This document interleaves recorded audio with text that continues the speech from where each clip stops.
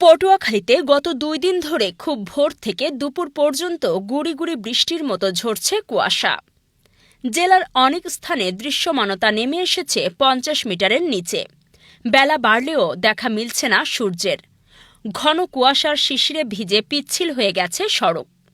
ঘন ও সড়ক পিচ্ছিলের কারণে দিনের বেলায়ও হেডলাইট জ্বালিয়ে ধীর গতিতে চলছে যানবাহন।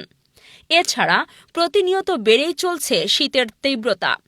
আজ সকাল ৯টায় জেলার কলাপাড়ায় সর্বনিম্ন ১১.৮ ডিগ্রি সেলসিয়াস তাপমাত্রা রেকর্ড করেছে খেপুপাড়া আবহাওয়া অফিস। তীব্র ঠান্ডা ও ঘন কুয়াশায় চরম ভোগান্তিতে পড়েছেন নিম্ন আয়ের খেটে খাওয়া মানুষসহ সকল ধরনের যানবাহনের চালকরা। অনেকেই আগুন জ্বালিয়ে শীত নিবারণের চেষ্টা চালাচ্ছেন।